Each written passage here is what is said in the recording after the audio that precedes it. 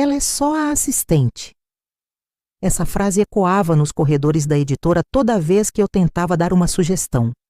Para eles, eu era apenas a garota que servia café e corrigia erros de digitação. Meu chefe, o dono da editora, e seu autor estrela, um homem cujo ego era maior que sua lista de best-sellers, me entregavam rascunhos que pareciam mais um quebra-cabeça do que um manuscrito. Reescreva isso, garota. E não se atreva a mudar a genialidade do meu texto, ele dizia, jogando as folhas na minha mesa. Mal sabia ele que a genialidade estava cheia de furos na trama e personagens mais rasos que um pires. Eu passava noites em claro, não apenas corrigindo, mas reestruturando parágrafos inteiros, tentando dar vida àquelas palavras sem alma. Eu sugeria novos arcos, diálogos mais realistas, reviravoltas que poderiam salvar a história da monotonia. Minhas sugestões eram sempre ignoradas, descartadas com um aceno de mão condescendente. Seu trabalho é arrumar, não criar. Meu chefe me lembrou um dia com um sorriso falso. Aquela humilhação era meu combustível. Se eles não queriam a minha criatividade, eu aguardaria para mim. Enquanto eles celebravam mais um lançamento mediano, eu chegava em casa e abria meu próprio documento no computador. Cada frustração, cada ideia rejeitada, cada personagem que eles não me deixaram desenvolver, tudo isso começou a fluir para uma nova história. Uma história que era minha. Eu usei tudo o que aprendi nos bastidores. O que vende, o que emociona, os clichês a serem evitados e as fórmulas que poderiam ser reinventadas.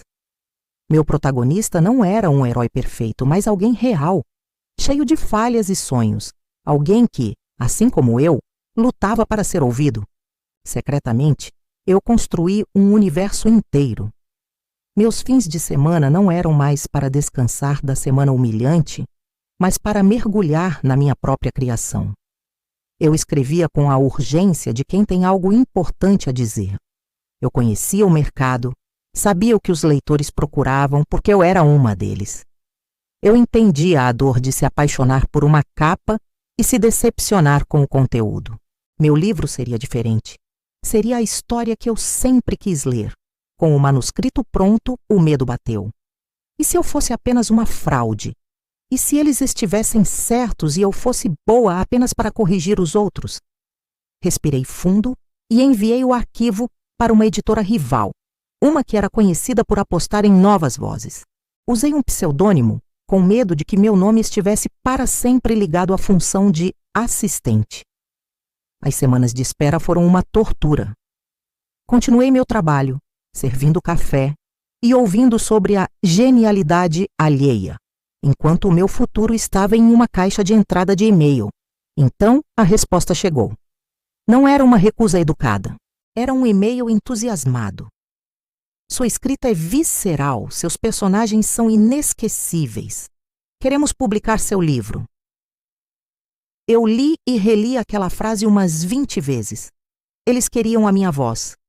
A voz que meu chefe e o autor famoso tanto se esforçaram para silenciar. A editora rival me ofereceu um contrato que superava em muito o que eu ganhava para polir o trabalho dos outros. Pedi demissão no dia seguinte. Meu chefe ficou chocado.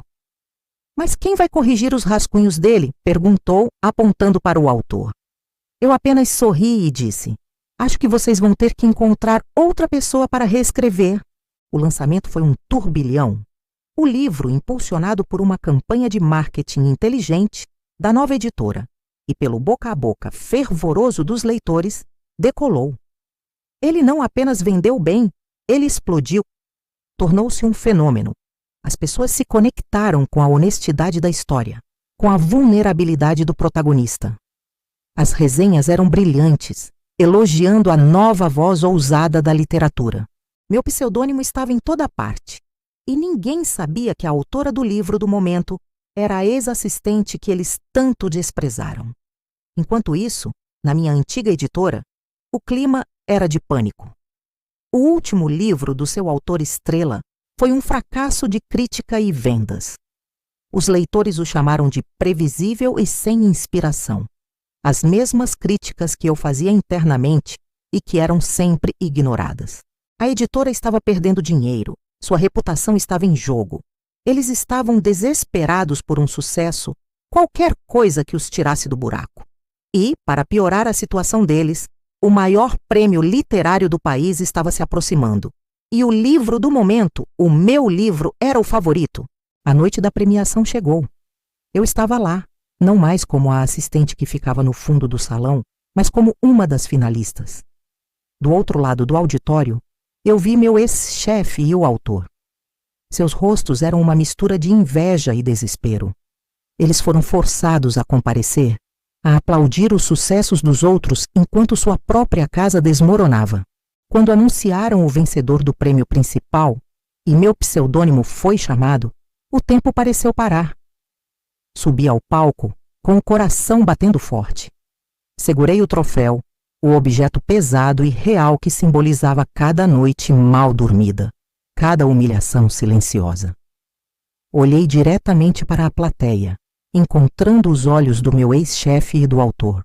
E então, eu comecei meu discurso. Quero agradecer a algumas pessoas que foram fundamentais para que eu estivesse aqui hoje, comecei.